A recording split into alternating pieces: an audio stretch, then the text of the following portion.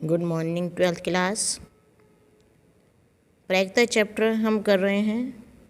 प्रायिकता का गुणन नियम पे आ गए हैं। अब हम पेज नंबर 561 उदाहरण 12 आज ये करेंगे हम। इससे पहले के उदाहरण हम पिछली वीडियोस में कर चुके हैं। देखो, 3 सिक्कों को उछाला गया है।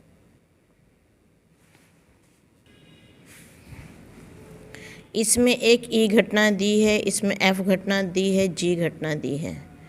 तो सिंपल ई एफ, ई जी और जी एफ ये कौन कौन से स्वतंत्र हैं, कौन कौन से पराश्रित हैं, ये बताना है इसमें हमें। ऐसा क्वेश्चन एग्ज़ाम में आता नहीं है, समझा रही हूँ मैं आपको। जैसे 3 सिक्के हैं तो इसका सैंपल स्पेस हमने पूरा लिख लिया। 8 आएंगे इसमें। 8 कैसे आते हैं, गिन भी लो, 1 2 3 4 5 6 7 8। क्योंकि एक सिक्के में 2 होते हैं तो 2 की घात 3, 2 की घात के 3 बार 3 सिक्कों को उछाला है तो 2 की घात 3 8। इसमें ई दिया हुआ है, एफ दिया हुआ है, जी दिया हुआ है। ई इंटरसेक्शन एफ निकाल लेंगे, ई इंटरसेक्शन जी और एफ इंटरसेक्शन जी। प्रायिकता निकालेंगे ई की हम। Number of E, number of elements in E and S total नीचे लिखते हैं तो 1/4। पी एफ की निकाल लेंगे, पी जी की निकाल लेंगे हम ऐसे। पी ई इंटरसेक्शन एफ ये 1 है, 1/8। ई इंटरसेक्शन जी भी 1 है, 1/8। ई इंटरसेक्शन जी भी 1 है तो ये 3 है तो 3/8। अब हमें प्रायिकता का गुणन नियम लगाना है इसमें। स्वतंत्र घटनाओं वाला। स्वतंत्र घटनाओं के लिए पी ई इंटरसेक्शन एफ जो है वो P E into P F के इक्वल आना चाहिए। इसमें तो आ गया है।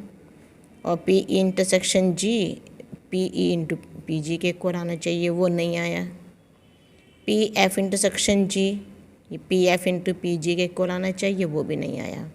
तो सिर्फ ई और एफ घटनाएं स्वतंत्र हैं, बाकी जिनमें इक्वल नहीं है वो स्वतंत्र नहीं है घटनाएं। इसका मतलब कि एफ जी और ई जी पराश्रित हैं। ये क्वेश्चन एग्जाम्स के पॉइंट ऑफ व्यू से ज़्यादा इम्पोर्टेंट नहीं है। क्वेश्चन नंबर 13 सिद्ध कीजिए। एग्जाम्पल 13 सिद्ध कीजिए ई और एफ 2 स्वतंत्र घटनाएं हैं तो ई एफ डैश भी स्वतंत्र होंगी। ये हमें निकालना है, सिद्ध करना है। और ई एफ स्वतंत्र घटनाएं हमें दी हुई हैं। तो ई एफ जब स्वतंत्र घटनाएं हैं तो इसका मतलब है P E intersection F P E into P F के बराबर होगा। स्वतंत्र घटनाओं का सूत्र ये होता है। सीधा हमें करना है ई इंटरसेक्शन एफ डैश स्वतंत्र घटनाएं हैं तो इसकी हम प्रायिकता निकालेंगे P E intersection P F.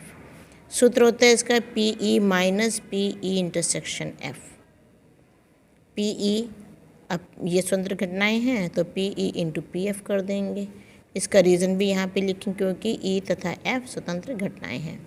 अब इन दोनों में से पी ई को कॉमन ले लेंगे, 1 माइनस पी एफ और 1 माइनस पी एफ डैश के इक्वल आ जाएगा।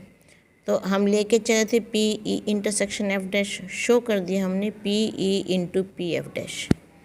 यहाँ भी लिख देते हैं ये। अब ये इक्वल हैं तो इसका मतलब ई और एफ डैश स्वतंत्र घटनाएं हैं। अगला है एग्जाम्पल 14। यदि ए और बी स्वतंत्र घटनाएं हैं, ये में दे रखा है ए और बी स्वतंत्र घटनाएं, ए या बी में से न्यूनतम एक के होने की प्रायिकता 1 minus P A dash P B dash है। ए या बी मतलब ए यूनियन बी लेके चलते हैं इसको। पी ए या बी में से न्यूनतम एक होना मतलब पी ए या बी है तो ए यूनियन बी, न्यूनतम एक होना। इसका मतलब कि या तो ये होगा या ये हो, या दोनों भी हो सकते हैं। तो पी ए यूनियन बी लेंगे हम इसको। P A plus P B minus P A intersection B सूत्र होता है इसका। P A plus P B, अब ये P A intersection B, A और बी स्वतंत्र घटनाएं हैं means P A into P B हो जाएगा यहाँ पे, क्योंकि ए और बी स्वतंत्र घटनाएं हैं। पी ए प्लस, अब इन दोनों को एक ब्रैकेट में रख लेंगे, यहाँ P A minus P A into P B, यहाँ दोनों में से पी बी को बाहर ले लेंगे, यहाँ आ जाएगा 1 minus P A plus P B, और 1 माइनस पी ए होता है पी ए डैश के इक्वल। अब पी ए को हम 1 माइनस पी ए डैश लिख सकते हैं plus P B plus P A dash, ये तो पहले से हमने देख लिया, कर ही लिया ये चीज़। 1 minus P A dash plus P B into P A dash. अब 1 माइनस पी, अब पी इन दोनों में से पी ए डैश कॉमन लेंगे, पी ए डैश कॉमन लिया, माइनस कॉमन आ गया, तो यहाँ तो बचेगा 1, ये जो प्लस है इसका माइनस बन जाएगा, और यहाँ पे पी बी रह जाएगा, क्योंकि पी ए डैश को हम बाहर कॉमन ले चुके हैं। अब 1 minus P A dash, 1 minus P B होता है पी बी डैश के इक्वल, और यही हमें प्रूव करना था।